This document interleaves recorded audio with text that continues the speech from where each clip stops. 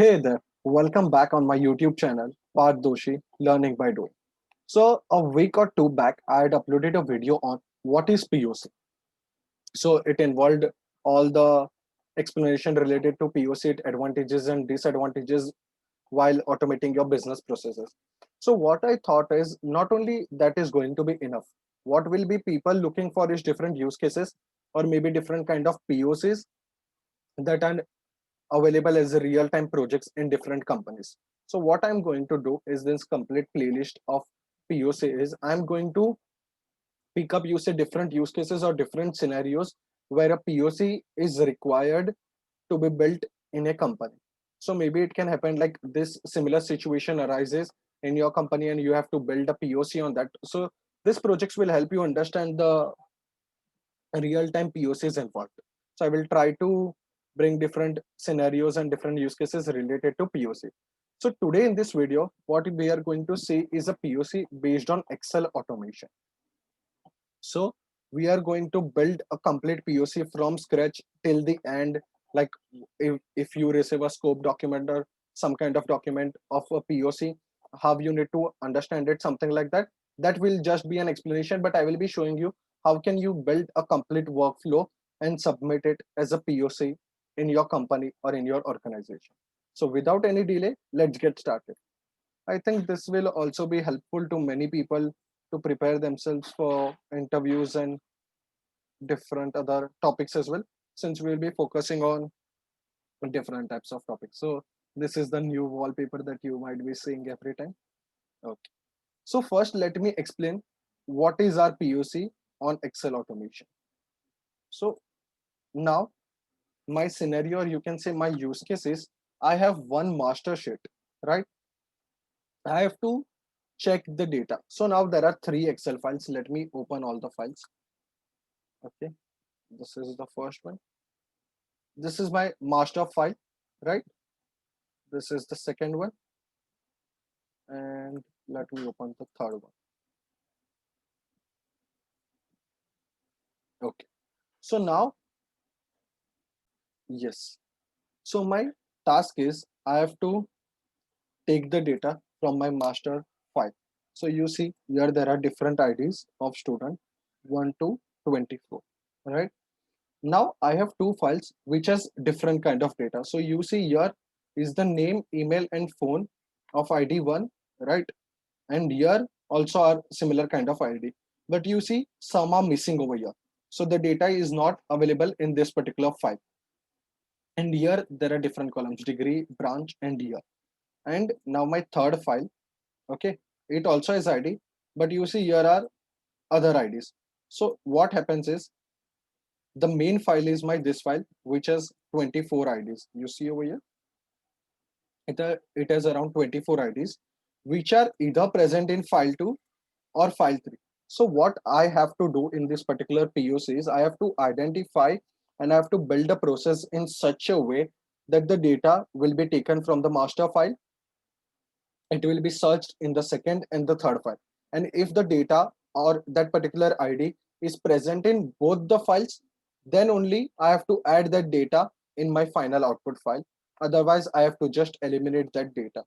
So what we are going to do basically is we are going to take the data from the master file. We are going to search for the data in the second file and the third file.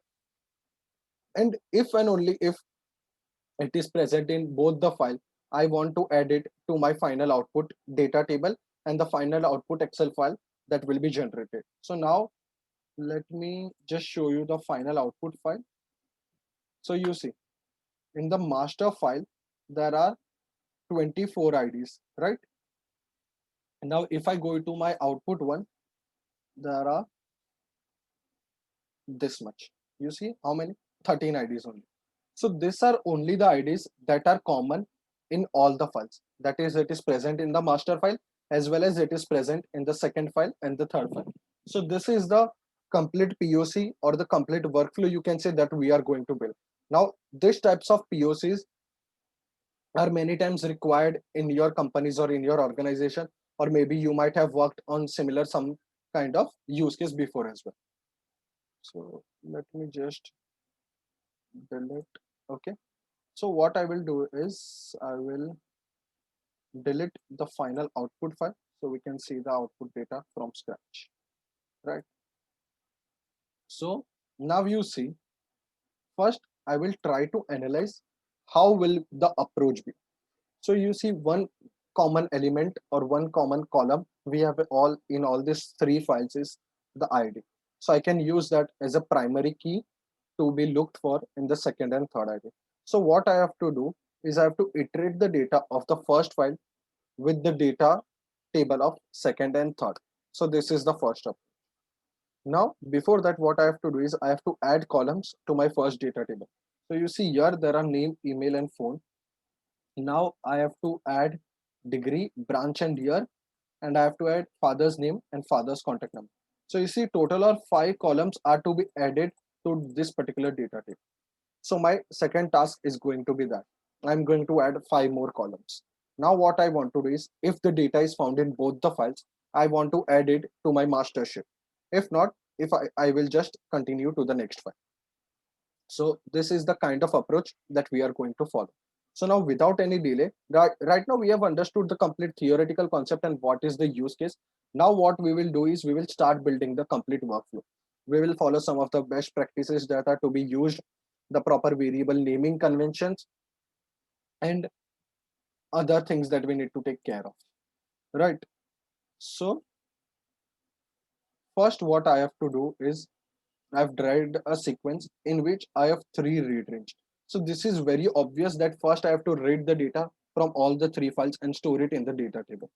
So you see, I have read the file 1, I have stored it in data table 1. I have read the file 2, I have stored it in data table 2, and I have read the file 3, and I have stored it in data table 3. Now, if I send someone this workflow, he should be able to understand what exactly this particular workflow or particular steps are doing. So for that, you see I have segregated my complete workflow in 4 parts: 1, 2, 3, and 4.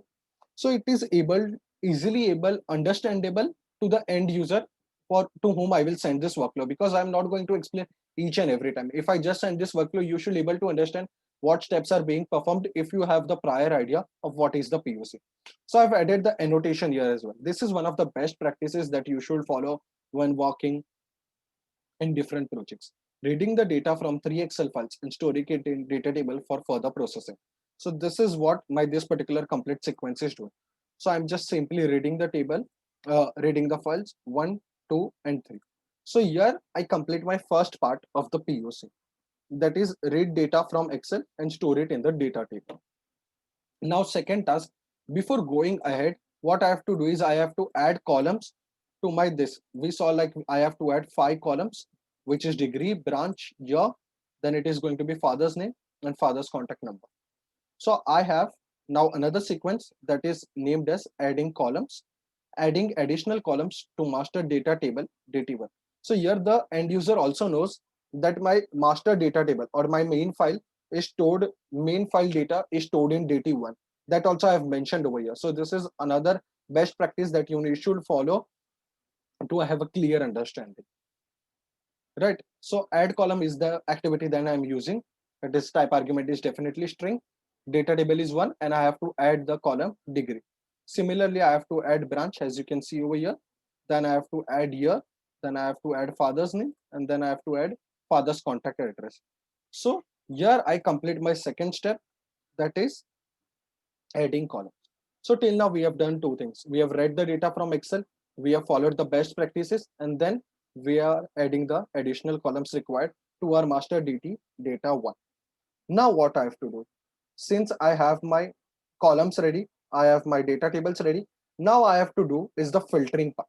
Now I have to find out which data is common between all the 3 data tables. So we are going to do that in our third part. You see, here we filter the data from other 2 files based on ID present in the first master file, and then store the data in the final data table. Right. So final data table is again going to be my master data table only, that is DT1, and then we'll be writing that using a write range activity into the final file. So now this is the complete main logic involved in this particular POC, that is filtering and finding out the data from all the 3 Excel files, removing the unwanted data, keeping only the data that is required and writing it into a final Excel file. So that is what I'm going to do over here. So as I told you already, we are going to iterate through the file one, right? And then we are going to look for that particular values that is IDs over here in my other two files. Okay. So I have to look in the file 2 and file 3. Storing ID from master sheet in variable ID. So I have a variable declared variable ID, and I am assigning my this particular value, each row value 1, 2, 3, 4, 5, 6, 7, 8, 9 using this particular syntax. Row dot item ID. Okay, so this particular syntax basically means you are assigning the value of column ID of that particular row to your variable ID. So I'm assigning that over there. Now what I need to do is first I need to look. So now I actually know which particular row I am iterating through, but I need the index of that particular row from this because I need to add the additional data to the columns that we have added. So what I'm doing is I'm searching for the ID in my DT1, and its row index is what I'm storing. So here we are using lookup data table to find whether that value is present or not. So what lookup data table basically does, if the value is not found, it returns -1, right? And if it is found, then it returns whatever output you are specified. So if I specify cell value, it will return to me the cell value. If I specify the row index, it will return me the row index at where that particular value is found. So I'm looking into the DT1, DT2, and DT3 as well. So you see only this is changing, DT1, DT2, and DT3. So I am searching for the ID in all the three. So it is definitely going to be found in my master file because since the data is already coming from there.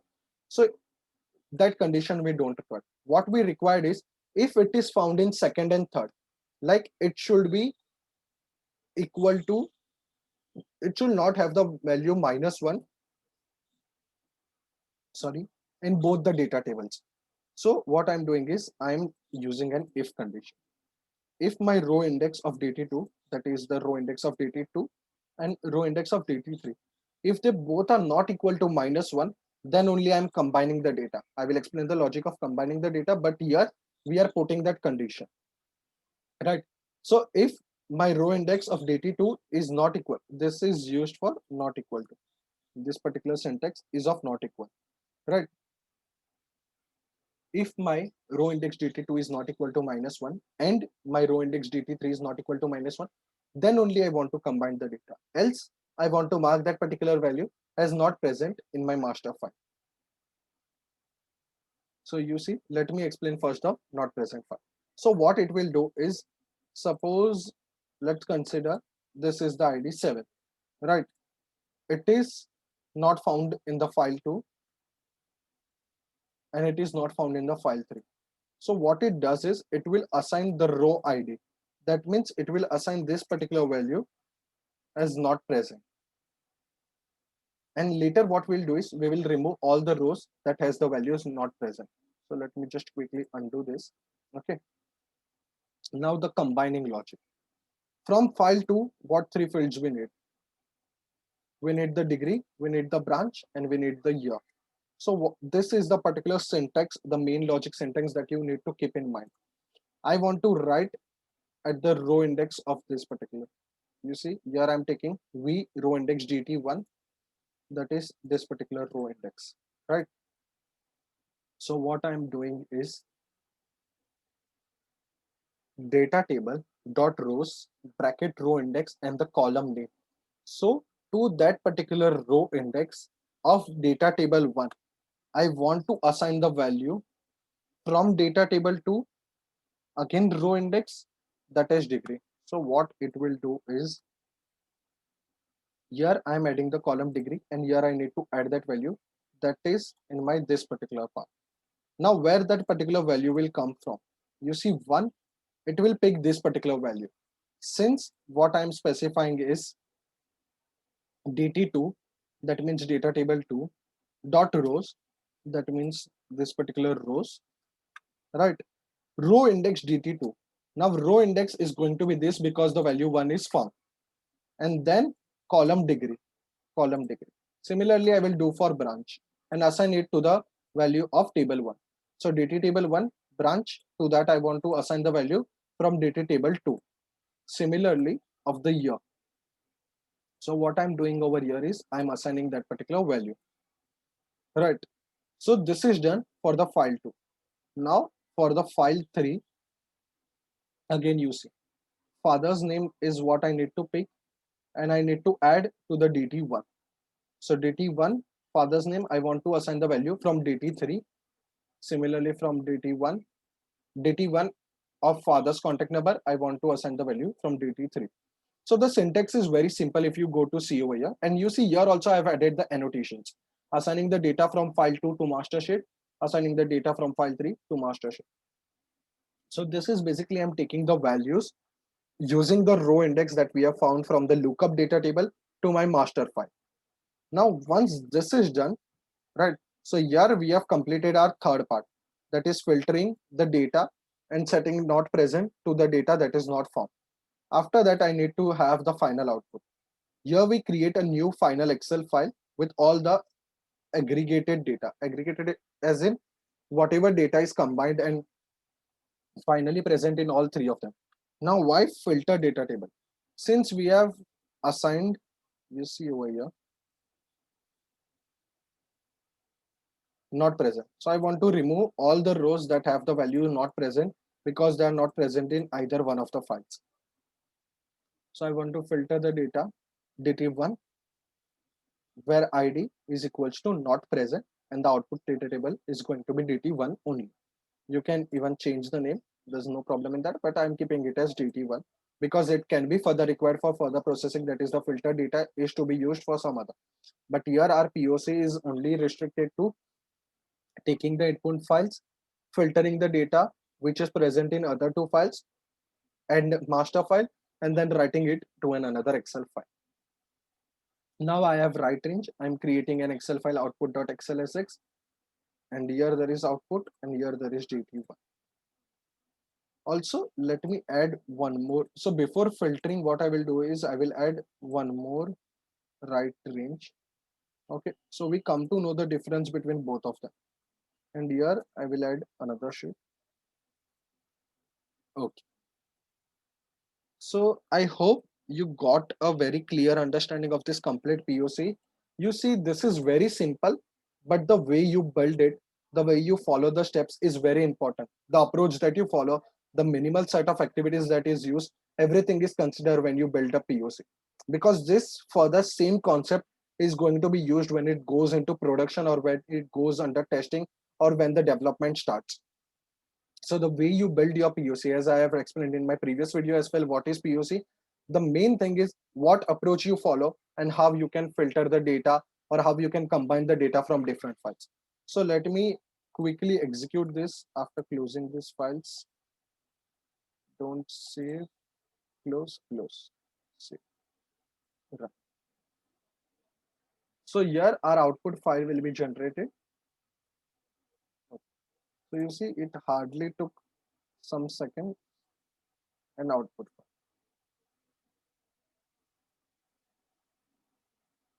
So now you see output was the file that we have after filtering, right? So after filtering, we want only the data that is present in all the files. So you see here there are 13. Now how can we make sure that there are 13 values? In file 3, you see there are only 13 values which are present in my master file. So this is how you see we have the complete data. Now I have added one more write range before filter data table. Let me show you how that particular data looks like. Let me just expand it so we can see this clearly. Now before filtering, the data looks like this. You see this data is not present in either one of the file. Again, this data is not present in either one of the file. So that ID only we replaced with not present, and then we are removing that data, that is we are filtering that particular data and we are writing it to the final. So this is how you can build a complete POC, and this use case was completely based on Excel automation. Don't worry about this workflow. You will have this workflow on the GitHub link that is provided in the description. So forget about the workflow, but I hope you got a very clear understanding of how a POC is to be built, what approach is to be followed, what are the best practices to be used, and how an Excel automation POC is actually, maybe this can definitely be a scenario or a POC assigned to a particular employee in a company to work on. So I will try to bring more, you say, real world use case scenarios in this particular playlist of POC use case videos. This was the first one on Excel automation. Thank you for watching the complete video. I think this was a quite long video, but you got a clear understanding of how our POC is built and what are the approaches followed, what are the best practices that you should follow as a beginner. Make sure we are connected on LinkedIn, Twitter, GitHub, and Medium. You can follow me on all these websites, and you will get the code for this particular, the complete workflow along with the demo Excel files on my GitHub Partdoshi04. Also, I will be providing the link in the description. Thank you for watching the complete video. Please do subscribe to my YouTube channel, Parth Doshi, Learning by Doing.